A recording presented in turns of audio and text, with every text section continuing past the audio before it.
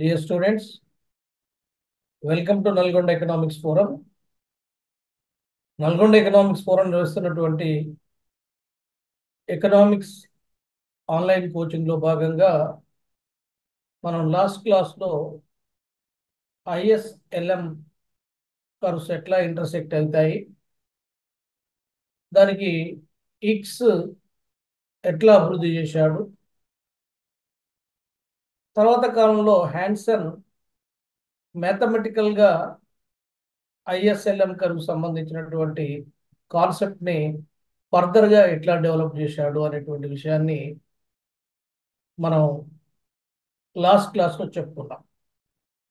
Is curve సంబంధించినటువంటి దాంట్లో ఈ జేఎల్ డిఎల్ సెట్ నెట్ సంబంధించినటువంటివి ఎట్లాగైతే మనం డిమాండ్ సప్లైలు సమానమైనప్పుడు డిమాండ్ రేఖ సప్లై రేఖ ఫంక్షన్స్ ద్వారా సమతౌల్య ధర సమతౌల్య వస్తురాశి అంటే quantity supply and demand and equilibrium price ఎట్లయితే నిర్ణయం అవుతాయో ఈక్వేషన్స్ ఇస్తే, అట్లాగే ఐఎస్ఎల్ఎం కర్వ్ సంబంధించినటువంటి ఈక్వేషన్స్ ఇచ్చి కూడా సమతౌల్య వడ్డీ రేట్ని ఇన్కమ్ని అడిగినటువంటి సందర్భాలు మనం నెట్ సెట్ ఎగ్జామ్స్లో చూస్తుంటాం. కాబట్టి ఒకసారి జేఎల్ ఎగ్జామినేషన్ కూడా అడిగేయడానికి స్కోప్ ఉన్నటువంటి టాపిక్ మనం ఈరోజు వాటిని ఒకసారి ఐఎస్ఎల్ఎం కర్వ్ వాటి ఈక్వేషన్స్ ఎట్లా ఉంటాయి, ఆ ఈక్వేషన్స్ ఆధారంగా ఐఎస్ఎల్ఎం కర్వ్లు ఎక్కడ సమానం అవుతాయి, సమానమైనప్పుడు ప్రొడక్ట్ మార్కెట్ అంటే goods market and money market రెండు సమానం కావడంతో పాటు సమతౌల్య వడ్డీ రేటు అండ్ ఆదాయం కూడా సైమల్టేనియస్గా ఇవన్నీ ఈక్విలిబ్రియంలో వచ్చేస్తాయని చెప్పేసి మనకు ఐఎస్ అండ్ ఎల్ఎం కర్వ్ చెప్తాయి.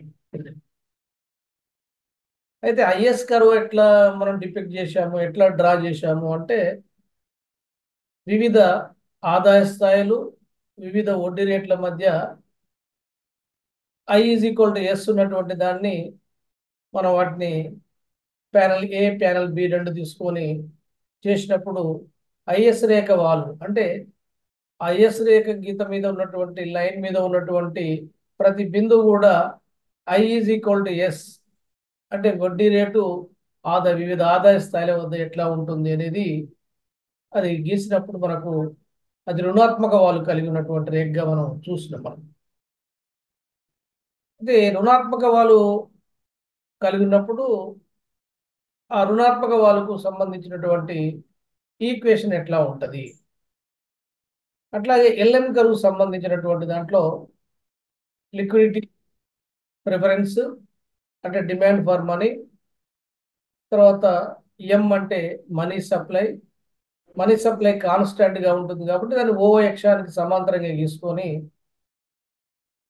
లిక్విడిటీ ప్రిఫరెన్స్ అంటే మనీ సప్లై పెరిగినప్పుడు ఆదాయం పెరిగినప్పుడు వడ్డీ రేటు కూడా పెరుగుతుంది. దానికి కారణం ఏంటంటే పై రేఖ పై భాగం పోద్ది. అట్లా మనం గీసినప్పుడు వచ్చినటువంటి ఎల్ఎం రేఖ అది పాజిటివ్ స్లోప్లో మనకు వచ్చింది. అంటే ఎల్ఎం రేఖ మీద వివిధ బిందువుల వద్ద ఆదాయం తర్వాత వడ్డీ సమానం కావడం అనేటువంటి ఆధారంగా ఎల్ఎం రేఖను గీసాం. ఎల్ఎం రేఖ అంటే అది ద్రవ్య మార్కెట్ సంబంధించినటువంటిది, మనీ మార్కెట్ సంబంధించింది. ఐఎస్ రేఖ అంటే అది product market or goods market సంబంధించినటువంటి. అంటే సాంప్రదాయ ఆర్థికవేత్తల యొక్క ఆలోచన విధానంకి వెళ్ళి సిద్ధాంతంకి వెళ్ళి తీసుకున్నటువంటిది ఏమో is Rekha.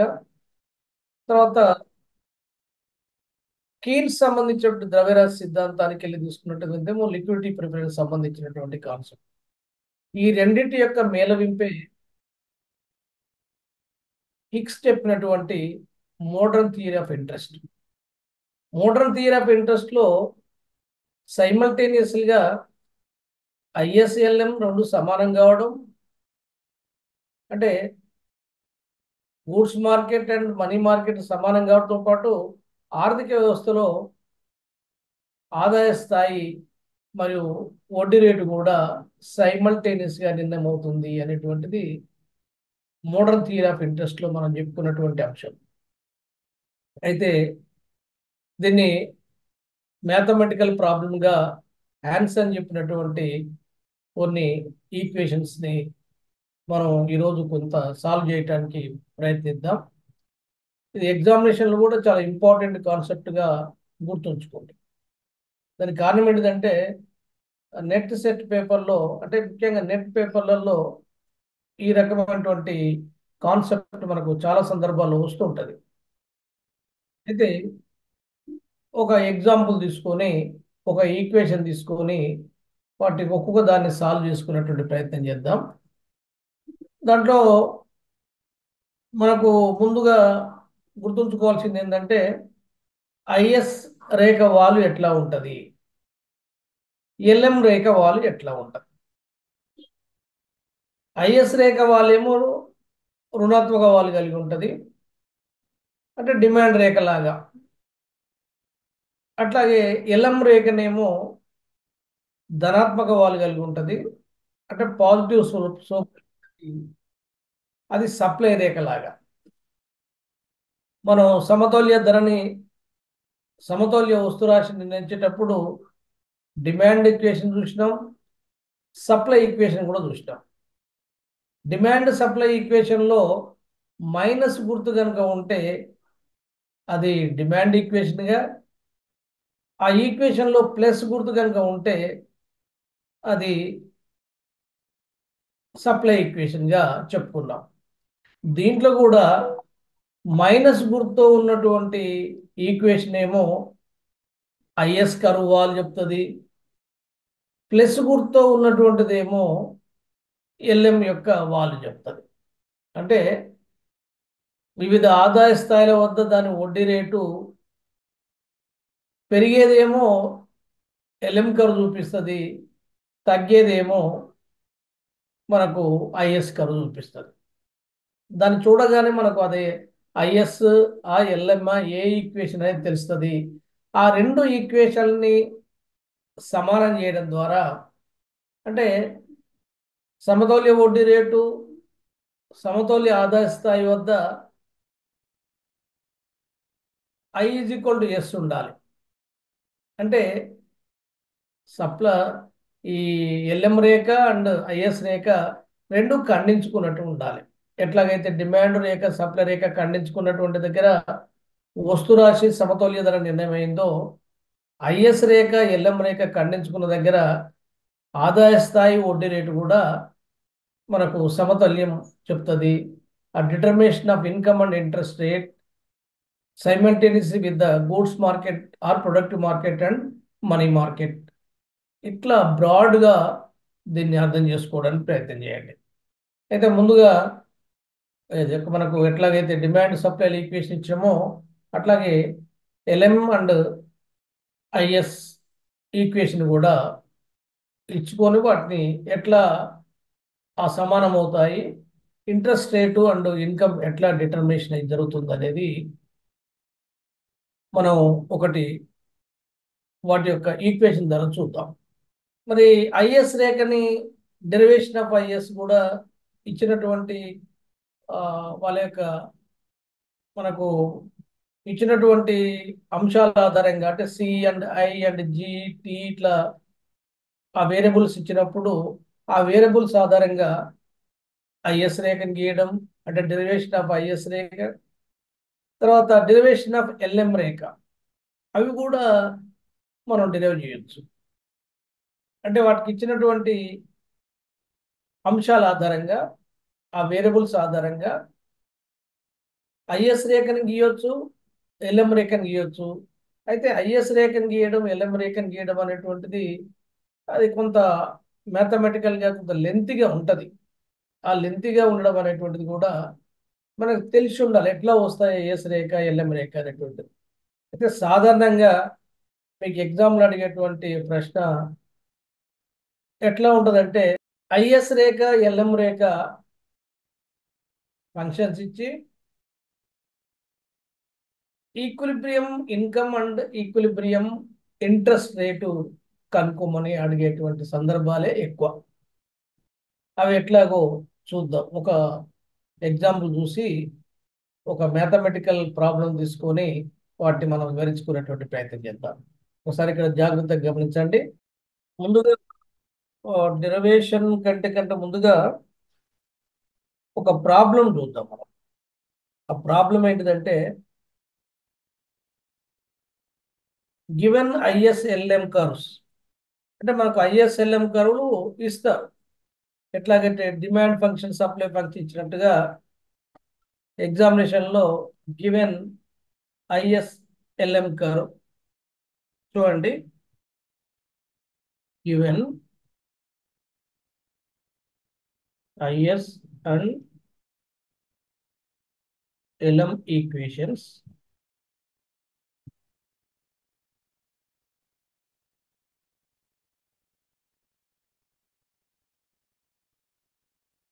find out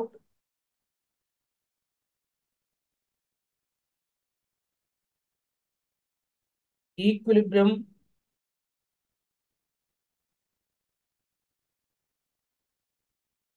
level of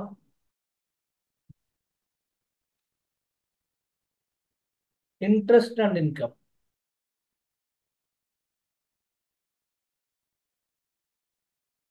Interest and income. ఇది ఐఎస్ఎల్ఎం కర్వ్ ఇస్తారు, ఈక్వేషన్స్ ఇస్తారు.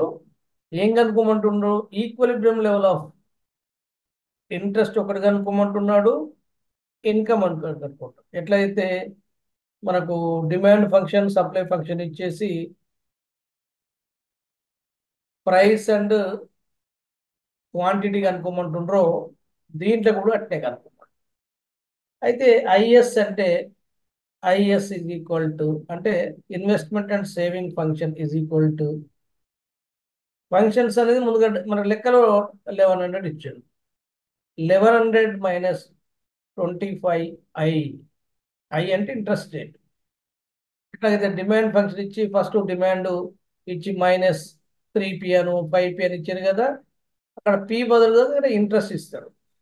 అంటే దీంట్లో అర్థం ఏంటిదంటే ప్రతి 1% వడ్డీ రేటు పెరిగేటప్పుడు 25 రూపాయల ఇన్కమ్ తగ్గుతుంది అని అర్థం. అంటే అంతకంటే స్టార్టింగ్లోనేమో 1100 ఒక హైయెస్ట్ ఇంట్రెస్ట్ రేట్ వద్ద, ఆ జీరో ఇంట్రెస్ట్ రేట్ వద్ద 1100 ఇన్కమ్ ఉంటే ప్రతి 1% ఇంట్రెస్ట్కు 25 రూపాయల ఇన్కమ్ తగ్గిపోతుంది, అంటే తగ్గుకుంటూ పోద్ది. ఎట్లాగైతే మనం డిమాండ్ ఫంక్షన్ తీసుకున్నామో ఐఎస్ ఫంక్షన్ కూడా అవి నెగిటివ్ స్లోప్గా వస్తుంది. ఇకపోతే ఇంకొకటి ఏంటంటే LM LM function. LM function ఏం చెప్తుంది అంటే LM is equal to 600 plus 25i. 25i, I అంటే ఇంట్రెస్ట్ రేట్. ఇదేమో లిక్విడిటీ ప్రిఫరెన్స్ పెరుగుతుంది కాబట్టి ఆదాయం పెరుగుతూ ఉంటే ఈ వడ్డీ రేటు కూడా పెంచాల్సి వస్తుంది. ఎందుకంటే లిక్విడిటీ ప్రిఫరెన్స్ పెరుగుతుంది కాబట్టి. మనం ఆల్రెడీ లిక్విడిటీ ప్రిఫరెన్స్ సంబంధించిన దాంట్లో చెప్పుకున్నాం. ఇది ఐఎస్ రేక్ ఎట్లా వస్తుంది, ఎల్ఎం రేక్ ఎట్లా వస్తుంది, వాటి ఆకారాలు మనకు తెలుసు. మనం ఆకారాలు కూడా గీసుకుందాం తర్వాత. అయితే ఇక్కడ దీనికంటే ముందే ఇట్లా ఇప్పుడు మనం ఐఎస్ రేఖని గీయదలుచుకున్నాం. ఐఎస్ రేఖ ఏం చెప్తుంది? 1100. 1100 కనుక ఆదాయం ఉంటే మనం డిమాండ్ రేఖ గీసేటప్పుడు ఏదో ఒక ఇంట్రెస్ట్ రేట్ అవుతుంది. దీని మీద ఇంట్రెస్ట్ రేటు, దీని మీద ఇన్కమ్. ఇప్పుడు మనం ఏం గీస్తున్నాం అంటే ఐఎస్ రేఖని గీస్తున్నాం. ఐఎస్ రేఖని గీసేటప్పుడు ఒక ఇంట్రెస్ట్ రేటు వద్ద ఇన్కమ్ 0 అవుతుంది. తర్వాత ఇక పెరుగుకుంటూ పోతుంది. ఇది ఎట్లా? దీన్ని 100, 200, 300, 400, 500, 600, 700, 8, 9, 10, 11. ఇలా వేసుదాం.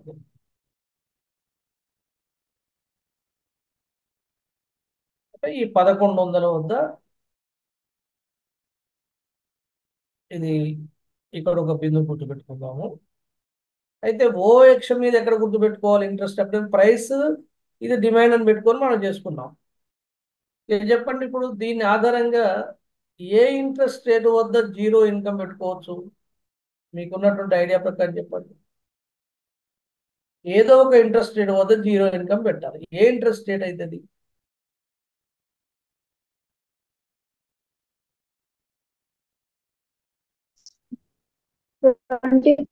ఏం ఏం చేయాలమ్మా? మళ్ళీ తప్పో ఒప్పో చెప్పండి. ఏ ఇంట్రెస్ట్ రేటు వద్దని మనకి ఓఎక్స్ మీద ఒక ఇంట్రెస్ట్ రేటు గుర్తించి ఈ రెండింటికి జాయిన్ చేయాలి. ఆ జాయిన్ చేయదేంటి ఏమై ఉంటుంది? 44 సార్. Yes, very good. 44 ఎట్లయింది? మీరు డిమాండ్ అప్పుడు కూడా ఏం చెప్పినా ఈ ఫస్ట్ సంఖ్యతోని పి దగ్గర ఉన్న దాంతో కొట్టేయమని చెప్పినా కదా. ఇప్పుడు ఐ దగ్గర ఉన్న దాంతో నేను కొట్టేయాలి. ఎంత వస్తుంది? 44 44 వస్తుంది. అంతే, ఏం లేదు, సింపుల్గా. ఇది ఇది 10 అనుకుందాం, ఇది 20, ఇది 30, ఇది 40, ఇది 45. కొద్దిగా తక్కువ తీసుకుందాం, ఇట్లా 44 తీసుకుందాం అక్కడ. ఈ రెండింటిని ఇప్పుడు ఇది ఏకేం చెప్పండి? వచ్చింది ఏంటిది? ఇదే రేఖ, ఐఎస్ కరువు సార్. ఐఎస్ రేఖ. ఇక తర్వాత ఎల్ఎం రేఖను ఇంకా తీసుకోవాలి. ఎక్కడికి వెళ్ళి స్టార్ట్ చేయాలి? ఎక్కడికి వెళ్ళి స్టార్ట్ చేయాలి? ఐఎస్ ఐఎస్ స్టార్ట్ చేయాలి. ప్రతి ఒక్క ఇన్కమ్ ఇంట్రెస్ట్ రేట్ 1% పెరిగితే ఇన్కమ్ ఎంత పెరుగుతుంది? 25 రూపాయలు పెరుగుతుంది. అంటే ఇక్కడ ఏంది? ఇది 100, 200, 300, 400, 500, 600, 7, 8, 9, 1000. అంటే ఇక్కడికి వెళ్ళి 600కి వెళ్ళి స్టార్ట్ కావాలి. 600కి వెళ్ళి స్టార్ట్. ప్రతి ఒక్క పర్సెంట్ పెరుగుతూ ఉంటే 25 పెరుగుకుంటూ పోవాలి. జనరల్గా ఇది ఏ పర్సెంటేజ్కి వచ్చినాక ఈ రెండు సమానమైతే దానికి సమతౌల్య ఆదాయం ఎంత అయిందని మనం ఇక్కడ చెప్పుకుందాం. అయితే ఇక్కడ ఈ రెండింటిని ఈక్వేషన్ సమానం చేస్తారా? 1100 - 25i is equal to 600 + 25i. Okay, సంఖ్యలను ఒక దగ్గర తీసుకొద్దాం. 1100 - 600 is equal to ఇది ఇటు వస్తే ఏమైంది? 25i + 25. ఓకే, 11కి వెళ్ళి 600 వద్ద ఎంత? 500 is equal to 50i. i is equal to 500/50.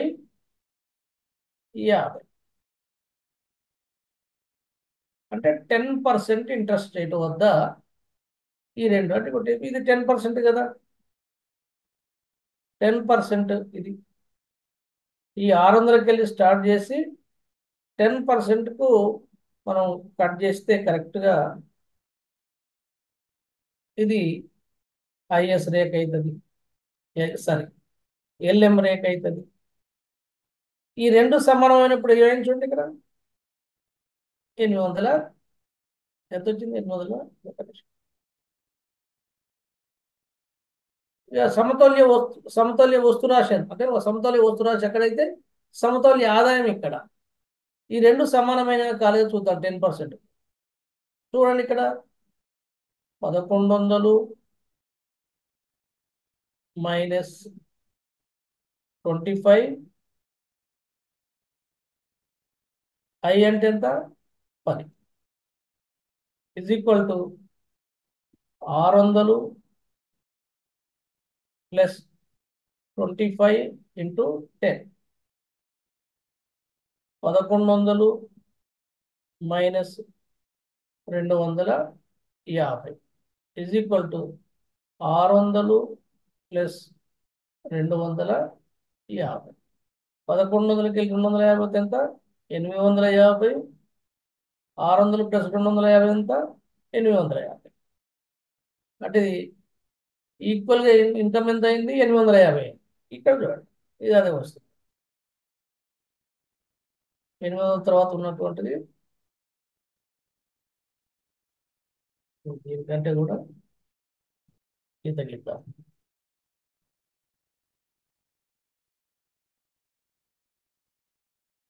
800 తర్వాత కొంచెం ఇది సమతుల్యం అంటే ఈ సమతుల్యం అనేటువంటిది మనకి ఏం చెప్తుందంటే ఎల్ఎం కర్వ్ అంటే సప్లై లాగా ఇది సప్లై లాగా అనొద్దు కానీ ఎల్ఎం కర్వ్ అంటే మనకు సప్లై రేఖలాగా ఐఎస్ కర్వ్ ఏ రేఖలాగా డిమాండ్ రేఖలాగా ఇదేంటిది 10% అనేది ఏంటిది చెప్పండి ఇక్కడ మనకు ఒకవేళ డిమాండ్ సప్లై అయితే ఏమవుతుంది ఇది ఇంట్రెస్ట్ రేట్ యాక్చువల్గా కానీ ఇక్కడ ఏంటిది ఇంట్రెస్ట్ అక్కడ ఏంటిది ధర అక్కడ ధర ఇక్కడ ఇంట్రెస్ట్ అంతే ఇది ఇంట్రెస్ట్ 10% ఇంట్రెస్ట్ అనేది మనకు అడిగింది ఏం question level of interest and income answer ఏంటి చెప్పండి ఈక్విలిబ్రియం లెవెల్ ఆఫ్ ఇంట్రెస్ట్ ఎంత 10% ఈక్విలిబ్రియం ఆఫ్ ఇన్కమ్ ఎంత 8 ఇట్లా మీకు ఐఎస్ఎల్ఎం అడిగినటువంటి సందర్భాలు కూడా ఉంటాయి మీకు అప్పుడప్పుడు నెట్ పేపర్లో చూడండి ఐఎస్ఎల్ఎం ఇచ్చేసి ఇట్లా ఈక్వేషన్ ఇస్తారు ఇట్లా ఇచ్చిన తర్వాత ఒకటే ఐని అడగవచ్చు వాడు ఐ ఎంత అని అడగవచ్చు అంటే మనకు 10% ఆన్సర్ రావాలి ఇది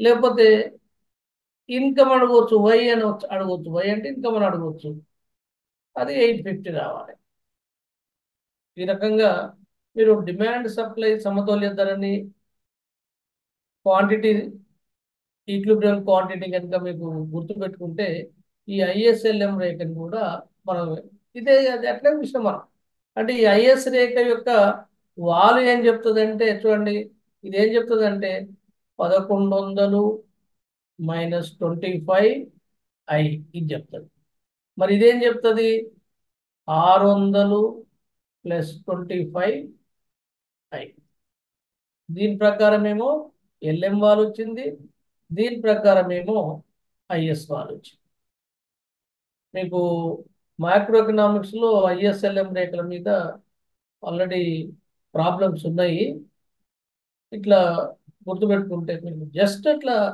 దాన్ని ఎట్లయితే చేసిండ్రో దీన్ని కూడా అట్లే చేయాలి డిమాండ్ సప్లై రేఖల్ని సమతుల్య ధర సమతుల్య వస్తు రాశి ఎట్లయితే మనం మ్యాథమెటికల్ ప్రాబ్లం చేసిండ్రో దీన్ని కూడా అట్లే చేస్తే మీకు ఈజీగా అవుతుంది ఓకే ఇంకో ప్రాబ్లం కూడా చేద్దాం ప్రాబ్లం ఇస్తాను ఒక్కొక్కసారి ఎక్కించుకోండి దాన్ని ఎట్లా మనం ఐఎస్ డెరివేషన్ చేస్తాం అనే దానికి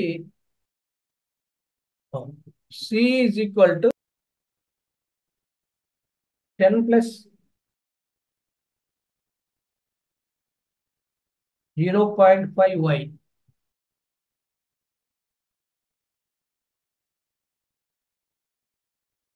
సి ఈజ్ ఈక్వల్ ఇది కన్జంప్షన్ ఫంక్షన్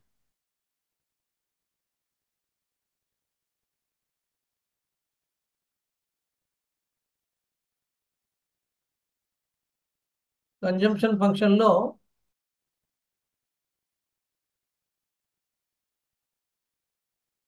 దీన్ని ఈక్వేషన్ రూపంలో చెప్పగలుగుతారా సి ఈజ్ ఈక్వల్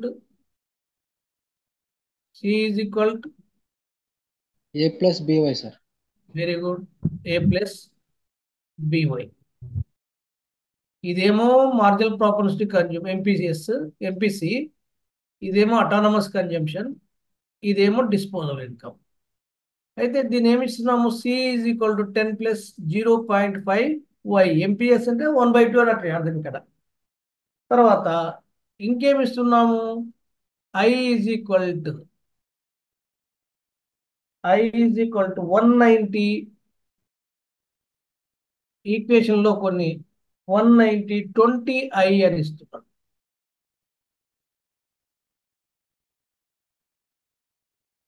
దీని ద్వారా ఫైండ్ అవుట్ ఐఎస్ కర్వ్. ఇట్లా ఇచ్చినప్పుడు మనం ఐఎస్ కర్వ్ని ఎట్లా, ఐఎస్ యొక్క డెరివేషన్ ఎట్లా కనుక్కోవచ్చు అని చెప్పి, అంటే మనకి ఏముంటుంది యాక్చువల్గా y is equal to C plus I. ఈ y is equal to aggregate demand, y is equal to aggregate demand, y is equal to C plus I. ఇంకా దీంట్లో గవర్నమెంట్ ట్యాక్స్ కూడా ఇస్తే అట్లా కూడా అదనంగా అడుగుతారు ఒక్కోసారి. సింపుల్గా నేను ఈక్వేషన్ ఏమి ఇచ్చినంటే C is equal 10 plus 0.5 Y, I is equal to 190 minus 20i.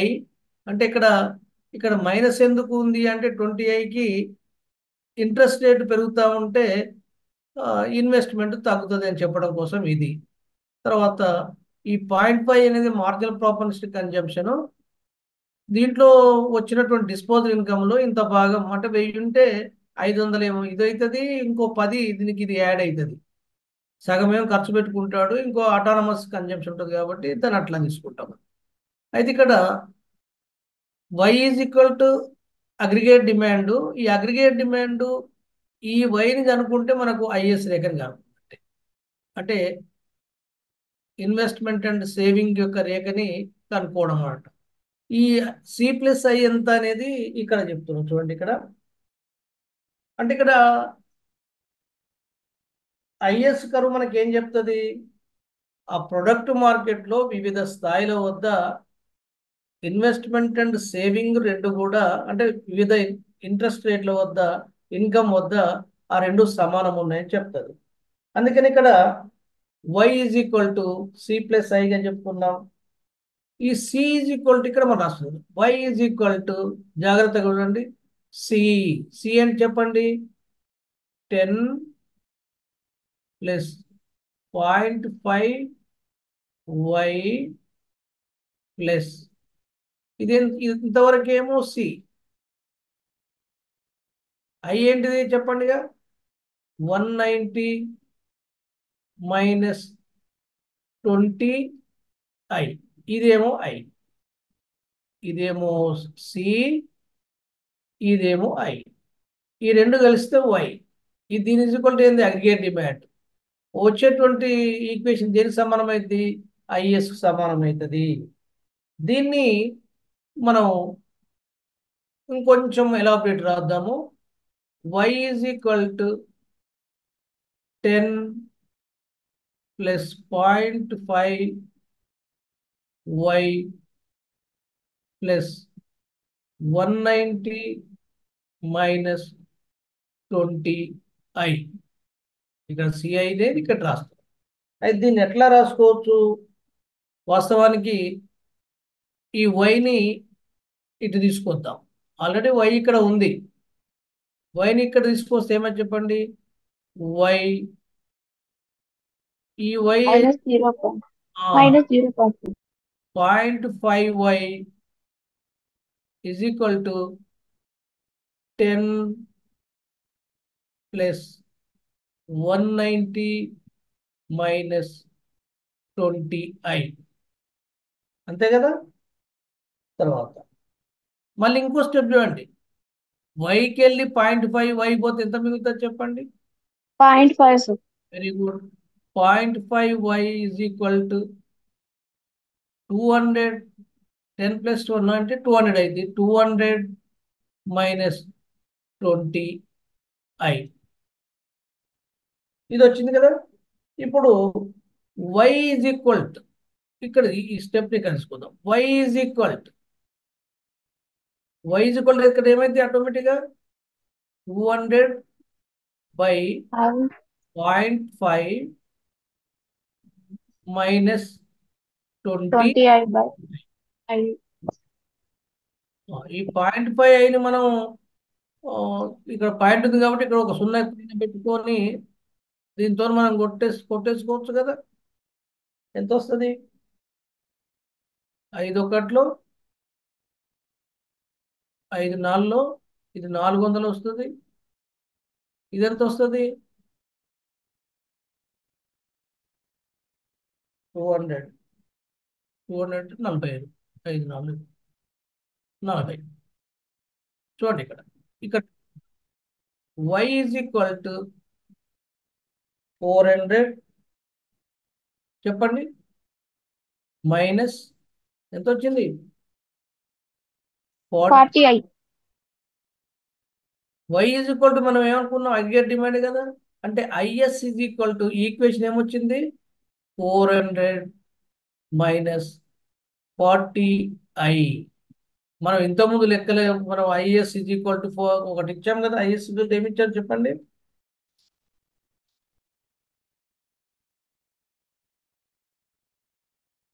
IS is equal to 1100 minus 25I.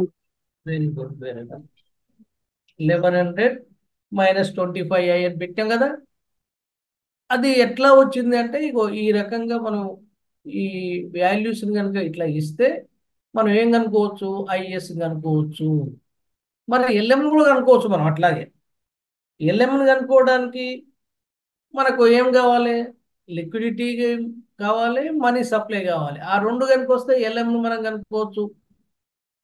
ఎంత అయితే మనం దానికి దాంట్లో వచ్చేటువంటి వాల్యూ ఎట్ వస్తుంది? ప్లస్ వాల్యూ ఉంటుంది. కాబట్టి ఇక్కడ ప్లస్ కనుక ఉంటేనేమో LM రేఖ, ఇక్కడ మైనస్ కనుక ఉంటేనేమో IS రేఖ. అయితే మనం దీన్ని ఏం చేద్దామంటే వివిధ ఇంట్రెస్ట్ రేట్ల వద్ద ఎట్లా ఇన్కమ్ ఉంటుందనేది ఒక ఉజ్జాయింపుగా అనుకుందాం. మనం ఇక్కడ కనుక ఒకవేళ ఒక 5% ఇంట్రెస్ట్ రేట్ అనుకుందాం. మనకు IS రేఖ లేదా y is equal to 400 minus 40I ఉన్నప్పుడు ఇంట్రెస్ట్ రేట్ కనుక 5% కనుక ఉంటే అప్పుడు ఇన్కమ్ ఎంత ఉంటుంది అనేది ఒకసారి చూద్దాం. దీన్ని ఏం చేద్దాం మనం?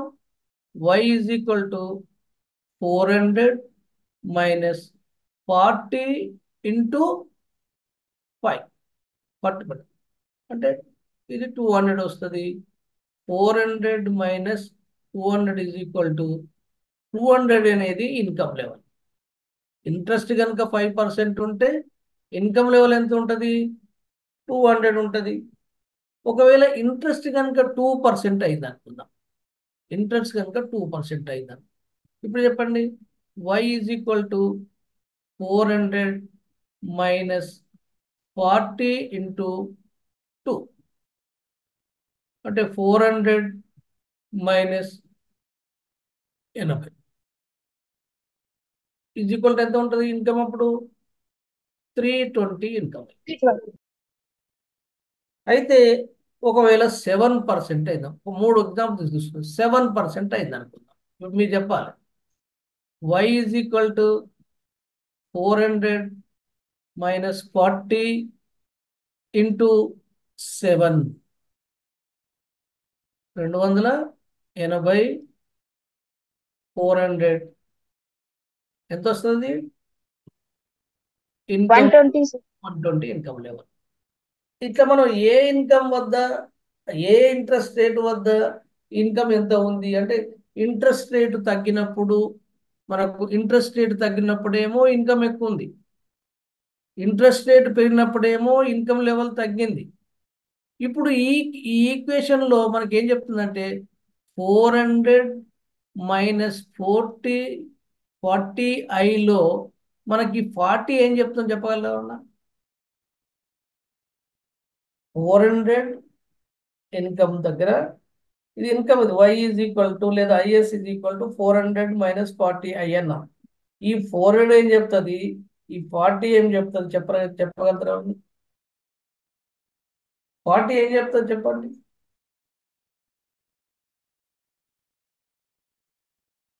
40 ఏం చెప్తుంది ఇక్కడ? ప్రతి 1% ఇంట్రెస్ట్ పెరుగుతూ ఉంటే ఎంత ఎంత ఎంత ఇన్కమ్ తగ్గుతుంది? 40 తగ్గుతుంది. చెప్పడం. అయితే 40 తగ్గుతుంది. అయితే ఇన్కమ్ లెవెల్ 0 కనుక కావాలంటే ఏ ఏ ఇన్కమ్ వద్ద, అంటే ఏ ఇంట్రెస్ట్ రేట్ వద్ద ఇన్కమ్ 0 అయితే ఎవరని చెప్పగలుగుతారా? 10 సార్, 10%. 10%. ఎందుకంటే 440తో భాగించండి, 10 వస్తుంది. 10 కనుక అయితే చూడండి ఇక్కడ y is equal to 400 minus 40 into 10, 400 minus 400 is equal to 0 income. అయితే 0 ఇంట్రెస్ట్ వద్ద ఇన్కమ్ ఎంత ఉంటుందో చెప్పగలుగుతారా? 400 సార్. 0 అంటే చూడండి ఇక్కడ 400 సార్. 400 మైనస్ 40 ఇంటూ 0, 40 0 ఏంటంటే 0, 400 అంటే 0 ఇన్కమ్ వద్దనేమో 400 ఇన్కమ్, 10% వద్దనేమో 0 ఇన్కమ్, 5% వద్ద, 7% వద్ద, 2% వద్ద ఎంతెంత ఇన్కమ్ ఉందనేది మనం చెప్పినాం. కాబట్టి ఇది మీకు ఏ రేఖ వాళ్ళు పోలుంది, డిమాండ్ రేఖ వాళ్ళు ఎట్లా ఉంటుందో ఐఎస్ రేఖ వాళ్ళు కూడా అట్లే ఉంటుంది. దాన్ని బట్టి మనం అయితే డిమాండ్ రేఖ వాళ్ళు కేవలం ఒక డిమాండే ఉంటుంది, కానీ ఇక్కడ ఐఎస్ రేఖలో వివిధ ఆదాయ స్థాయిల వద్ద, వివిధ ఇంట్రెస్ట్ రేట్ల వద్ద I is equal to S ఉన్నటువంటి పరిస్థితిని మనకు ఐఎస్ రేఖ చెప్తుంది. మరి ఎల్ఎం రేఖ కూడా మనకు ఎట్లా మనం దాన్ని గీయొచ్చు అనే దాన్ని చూద్దాం. మనం ఎల్ఎం రేఖ ఎట్లా ఉంటుంది? ఎల్ఎం రేఖకు సంబంధించినటువంటి దాంట్లో మనకి ఏమి రావాలి చెప్పండి. ఎల్ఎం రేఖ తెలవాలంటే ఏం తెలవాలి మనకు? Money demand, money supply sir. L అంటే లిక్విడిటీ, డిమాండ్ ఫర్ మనీ. ఎం అంటే సప్లై. లిక్విడిటీ ఎవరు liquidity preference, demand for money ఎవరు చేస్తారు? వినియోగదారులు చేస్తారు. దీని యొక్క ఈక్వేషన్స్ ఎట్లా ఉంటుందంటే మామూలుగా వాళ్ళు ఇచ్చేటువంటి దాన్ని ఇక్కడ ఒక చిన్న ఎగ్జాంపుల్ తీసుకుందాము. 0.4 y మైనస్ 80 i. దీని ఈక్వేషన్ ఈ రకంగా ఉంటుంది. ఎట్లా? 0.4 y మైనస్ 80 i ఎందుకు ఇట్లా ఉంటుంది? తర్వాత మనీ సప్లై మామూలుగా కొంత అమౌంట్ ఇస్తారు. ఇక్కడ 1200 మనీ అని, 200 క్రోర్స్ లేకపోతే 1200 ఇన్కమ్ అనుకుందాం. ఇట్లా వ్యక్తులు డిమాండ్ చేసే 2 రకాలుగా ఉంటాయి. ఆదాయం పెరిగే కొద్దీ దీనికి అనుపాతంగా ఈ ప్లస్లో ఉండేటువంటి 0.4 అనేది ఇది ట్రాన్సాక్షన్ మోటివ్ మనీ. ఇది దేనిపైన ఆధారపడి? ట్రాన్సాక్షన్ మోటివ్ అనేది వై పైన ఆధారపడి ఉంటుంది. తర్వాత ఈ 80 ఐ వడ్డీ రేటు మీద స్పెక్యులేషన్ మనీ ఆధారపడ్డది. వడ్డీ రేటు పెరుగుతూ ఉంటే స్పెక్యులేషన్ మనీ అది మైనస్ అయింది. కాబట్టి ఈ లిక్విడిటీ ప్రిఫరెన్స్ లేదా ద్రవ్యం యొక్క డిమాండ్ ఒకటి వైకి ఆధారపడేటువంటి ట్రాన్సాక్షన్ మనీ, ఇంట్రెస్ట్ ఆధారపడేటువంటి స్పెక్యులేషన్ మనీ రెండు కూడా మనకు ఎల్లో చూపిస్తుంది. కాబట్టి ఎల్ ఈక్వేషన్ ఎట్లా ఉంటుంది? లిక్విడిటీ ప్రిఫరెన్స్ లేదా డిమాండ్ ఫర్ మనీ ఎట్లా ఉంటుంది అంటే ఇది ఇన్కమ్ పైన ఆధారపడేటువంటి ఒకటైతే వడ్డీ రేటు పైన ఆధారపడేటువంటి, ఇన్కమ్ పైన ఆధారపడేది పాజిటివ్గా ఉంటుంది, వడ్డీ రేటు పైన ఆధారపడేటువంటి ఇన్కమ్ ఏమో మనకు మైనస్లో ఉంటుంది. తర్వాత మనీ సప్లై అంటే ఇక్కడ అర్థమైంది, డైరెక్ట్ ఒక ఫిగర్ ఇస్తారు. ఫిగర్ ఎందుకు అర్థమైందంటే ఇక్కడ 1200 అంటే ఆదాయము ఇంత అని మనకు ఇస్తారు. ఇది రిజర్వ్ బ్యాంక్ ఆఫ్ ఇండియా లేదా సెంట్రల్ బ్యాంకు సప్లై చేసేది కాన్స్టాంట్గా ఉంటుంది. ఒకవేళ దీంట్లో ధరల స్థాయి కూడా ఇస్తే పి అనేటువంటి ఒకటి ఇస్తారు, ధరల స్థాయి. ధరల స్థాయి ఇస్తే మనకు మనీ సప్లై కావాలంటే ఆ ధరల స్థాయితో దీన్ని ఒకవేళ పి కనుక ప్రైస్ లెవెల్ కనుక ఒక 3 అని ఇచ్చారు అనుకోండి, ఇప్పుడు మనం ఏం చేయాలంటే మనీ సప్లైని 1200/3తో కొట్టేస్తే 400 ఇది రియల్ మనీ అన్నట్టు. అంటే ధరల్లో ఒడిదుడుకులు లేకుండా ధరల స్థాయిని తీసేసిన తర్వాత ఇదేమో నామినల్ మనీ అని అంటాము, ఇదేమో వాస్తవిక ద్రవ్యము, నిజంగా మనీ సప్లై జరిగింది అన్నటువంటి దాన్ని ఇట్లా చెప్పుకుంటాం. అయితే ఇక్కడ గుర్తుంచుకోవాల్సిన మరో విషయం ఏంటంటే L is equal to M. అక్కడ I is equal to S ఎట్లనో ఇక్కడ L is equal to M అవుతుంది. వివిధ ఇంట్రెస్ట్ల వద్ద, వివిధ ఆదాయ స్థాయిల వద్ద L is equal to M ఉన్నటువంటి రేఖ మనం ఎట్లా గీయాలి అంటే ఈ రెండింటిని మనం సమానం చేయాలి. ఈ రెండింటి సమానం అంటే అక్కడ అర్థమైంది ఎల్ ఈజ్ ఈక్వల్ టు ఎంలో ఎల్ ఈజ్ ఈక్వల్ చూద్దాం మనం.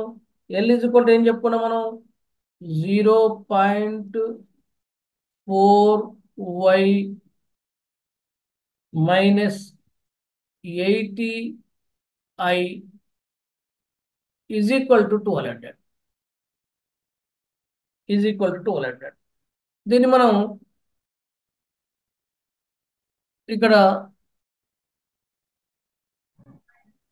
Sir sorry for disturbance sir. ఏంటమ్మా సార్ సార్ ప్లస్ వస్తుందేమో కదా సార్ అక్కడ? అర్థమైంది. అదే 0.41 ప్లస్ వస్తుందేమో కదా సార్? ఇదా ఇదా అవును sir.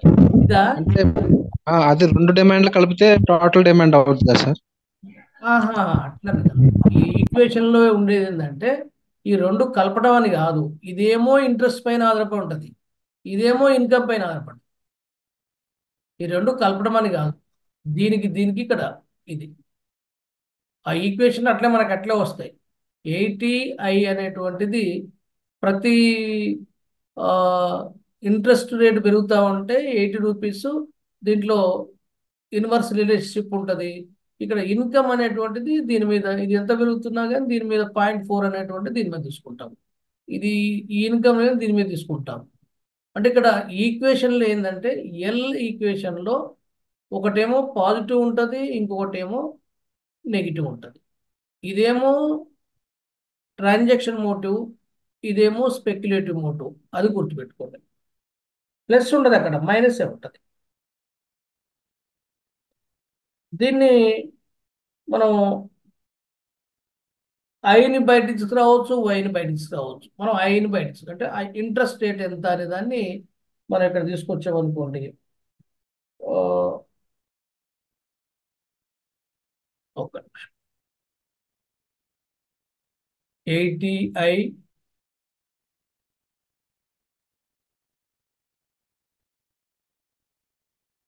is equal to 0.4y minus 1200 ఇట్లా తీసుకోవచ్చు. తర్వాత i is equal to 0.4y by 80 minus 1200 by 80. అంటే ఇక్కడ మనకు 0.4 ఉంటుంది కాబట్టి దీన్ని 800 చేసుకోవచ్చు. ఎంత వస్తుంది? 1/200 వస్తుంది. 1/200 y ఇది 15 వస్తుంది. 1200 అంటే 15 వస్తుంది. లాస్ట్కి ఎట్లా రాసుకోవచ్చు దీన్ని మనము? i is equal to 1/200 into y minus 15 అని రాసుకోవచ్చు.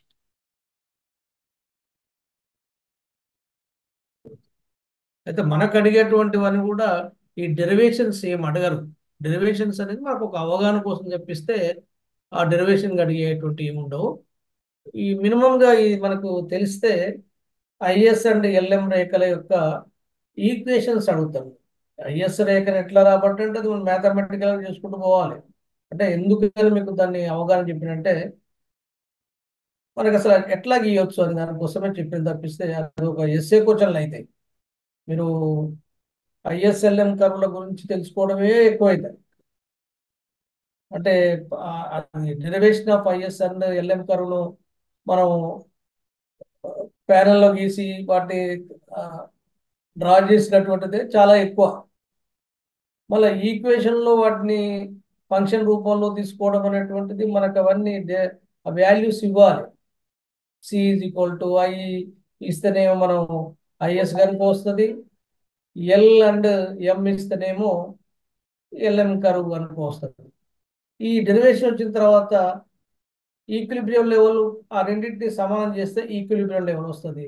అంటే ఏ ఇంట్రెస్ట్ రేట్ వద్ద ఏ ఆదాయం ఆ ఐఎస్ ఎల్ఎం రేఖలు సమానమైనటువంటి విషయాన్ని మనకు అర్థమైంది. అయితే మీకు ఈ నెట్ పేపర్లు దోలాడేటప్పుడు వెతికేటప్పుడు తప్పనిసరిగా అవి వస్తాయి. మీకు జైల్లో కూడా అటువంటి అడగడానికి అవకాశం ఉంటుంది. మీకు ఇచ్చినటువంటి మ్యాక్రో పేపర్లో కూడా ఒక 2 క్వశ్చన్స్ అట్లా ఇచ్చినాం. అంటే ఇట్లా డెరివేషన్స్ అవసరం లేదు మీకు. డెరివేషన్ అనేది జస్ట్ ఎట్లా మనకు రావడానికి వీలుంది అని చెప్పేసి చెప్పడం తప్పిస్తే ఉజ్జాయింపుగా. ఆల్రెడీ మీకు గతంలో ఉన్నటువంటి ఐఎస్ఎల్ఎం రేఖలకు సంబంధించినటువంటి వీడియో కూడా ఉంది. దాంట్లో కూడా ఎక్స్ప్లెయిన్ చేశాను. దాంట్లో 2 ముద్దాలు తీసుకున్నాను. మీకు కావాల్సింటే 1-2 హోంవర్క్ ఇస్తాను, చేసి చూస్తే మీకు అది అర్థమైంది. మీకు పెడతాను హోంవర్క్. ఇది అయిన తర్వాత దీని మీద మీరు ఏమైనా ఐఎస్ అండ్ ఎల్ఎం ఈక్వేషన్స్ని ఈక్వల్ చేయడం, ఇంట్రెస్ట్ రేట్ కనుక్కోవడం అండ్ ఇన్కమ్ని కనుక్కోవడం అన్నట్టు. ఇన్కమ్ పెరిగితే ఏమవుతుంది, ఒకవేళ ఇన్కమ్ పెరిగితే ఇంట్రెస్ట్ రేట్లో వచ్చే మార్పు ఏంది, అట్లా క్వశ్చన్లు అడిగిన సందర్భాలు కూడా ఉంటాయి. అవి కూడా మనం సాల్వ్ చేయొచ్చు. మనకు దాని లాజిక్ తెలిస్తే, అది ఎట్లా చేయాలో తెలిస్తే మిగతా కూడా కష్టమే. అయితే ఇక్కడ ఈక్వేషన్లో మైనస్ ఉంటేనేమో ఐఎస్ రేఖ, ప్లస్ ఉంటేనేమో ఎల్ఎం రేఖ. ఎట్లాగైతే మనకు ప్లస్ ఉంటే సప్లై రేఖ, మైనస్ ఉంటే డిమాండ్ రేఖని అర్థమైందో దీని కూడా అట్లా. ఏ ఇంట్రెస్ట్ రేట్ వద్ద